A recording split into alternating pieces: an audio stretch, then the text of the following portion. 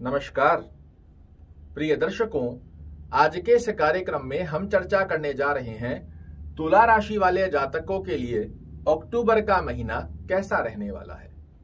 फलादेश प्रारंभ करने से पहले आपको बता दूं, अक्टूबर का महीना आपके लिए बहुत ही विशेष रहेगा।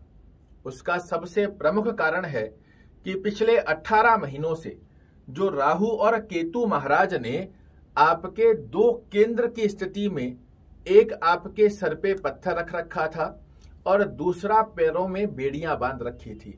ये दोनों स्थितियां 30 अक्टूबर को जैसे ही राहु महाराज स्थानांतरण करेंगे, आपके लिए जैसे पैरों में से जकड़न बेड़ियां खुल रही है और सर पे जो 50 किलो का पत्थर रखा हुआ था, इसे आपने उतारकर साइड में रख दिया।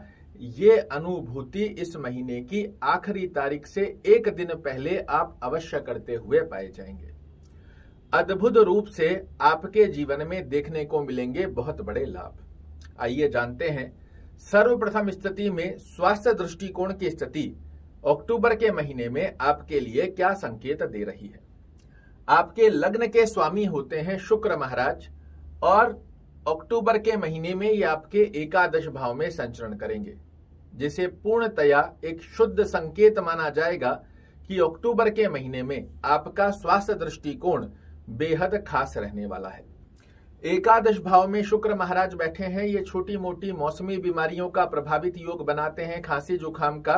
बाकी कोई मेजर प्रॉब्लम नहीं देखने को मिलेगी, तो स्वास्थ्य दृष्टिकोण आपके लिए बेहद सुंदर रहने वाला है।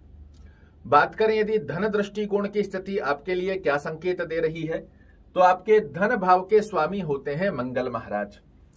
3 अक्टूबर तक ये आपके द्वादश भाव में रहेंगे। इसके पश्चात ये आपके लग्न में प्रवेश करने जा रहे हैं। यह संकेत है कि 3 अक्टूबर के बाद आप अपनी कर्म दक्षता के दम पर धन से संबंधित रुके हुए कार्यों को आप अपने पक्ष में ले आएंगे। पिछले महीने में कुछ दिन पहले आपके लिए धन से संबंधित कार्य बार बार रुक रहे थे, किंतु अक्टूबर में 3 अक्टूबर के बाद जैसे ही आपके धनेश लग्न में आएंगे, आपके अंदर एक अलग सी ऊर्जा और उस ऊर्जा के माध्यम से धन से रुके हुए कार्यों को आप पूर्ण कर लें, ऐसी शक्ति आपके लिए निर्मित होने जा रही है। बात करें यदि कर्म क्षेत्र की स्थिति का योग आपके लिए क्या संकेत दे रहा है, तो आपके कर्म भाव के स्वामी होते हैं चंद्रदेव। 1 तारीख को ही ये आपके सप्तम भाव में संचरण कर रहे हैं। वहीं दूसरी तरफ शनि महाराज वक्र गति के अंदर कर्म भाव की स्थिति को भी प्रभावित कर रहे हैं। यह एक बहुत अच्छा संकेत है कि आपको कर्म क्षेत्र में, चाहे आप जॉब कर रहे हैं चाहे व्यवसाय कर रहे हैं, कार्यों में थोड़ा डिले अक्टूबर तक और देखने को मिल सकता है, किंतु इस महीने कार्य रुकेंगे नहीं। व्यापार कर रहे हैं, व्यापार में आपको कोई बड़ी डील प्राप्त हो, कोई बड़ा ऑर्डर आपके पास बनकर आए। जॉब अगर आप कर रहे हैं, जॉब में स्ट्रेस चल रहा है, आपका प्रमोशन रुका हुआ था, उन स्थितियों में भी सफलता मिलने का योग आपके लिए निर्मित होता हुआ दिखाई देगा। बात करें यदि भाग्य दृष्टिकोण की स्थिति क्या संकेत दे रही है, तो आपके भाग्य भाव के स्वामी जाकर विराजित हुए हैं द्वादश भाव में। जितने भी लोग बाहर से संबंधित, विदेश से संबंधित कोई कार्य करते हैं, एक्सपोर्ट इंपोर्ट का कार्य करते हैं, बाहर से खरीद फिरोद का कार्य करते हैं, बाहर विदेश में रह रहे हैं, उनके लिए बुध महाराज की यह स्थिति 17 अक्टूबर तक बेहद खास बनी हुई है। उसके पश्चात अन्य लोगों को भी भाग्य का परिपूर्णता से साथ बुध महाराज की कृपा से मिलने वाला है। बात करें यदि विद्या दृष्टिकोण की स्थिति क्या संकेत दे रही है, तो आपके विद्या भाव के स्वामी शनि महाराज अपने ही घर में हैं, किंतु वक्र गति की स्थिति का योग लेकर ये आपको चतुर्थ भाव का भी फल दे रहे हैं। आपके अंदर थोड़ी आलस्य प्रवृत्ति देखने को मिल सकती है। कॉन्सेंट्रेशन पावर की स्थिति, घूमने फिरने मौज मस्ती की तरफ आपका आकर्षण अधिक बढ़ा सकता है, किंतु इस पर आपको संयम रखने की आवश्यकता रहेगी। अन्यथा कहीं ना कहीं विद्या के अंदर जो अचीवमेंट आप अपने जीवन में चाह रहे हो, अक्टूबर के महीने में कुछ परसेंटेज से पीछे खड़े हुए देखोगे। तो एकाग्र चित्तता से अपनी विद्या पर पूर्ण रूप से फोकस बनाकर रखिएगा और उस फोकस को 10% यदि आपने अपनी तरफ से एक्टिवेट किया, 90% शुक्र महाराज अपनी दृष्टि देकर विद्या भाव पर इसे बड़ा अच्छा बनाते हुए पाए जाएंगे। तो विद्यार्थियों को थोड़ा सा विद्या के ऊपर ध्यान देने की आवश्यकता रहेगी। बात करें यदि यात्रा दृष्टिकोण की स्थिति क्या संकेत दे रही है, तो यदि आप व्यापारिक यात्रा कर रहे हैं बेहद सुंदर स्थिति है, क्योंकि द्वादशेश द्वादश भाव में विराजित हैं।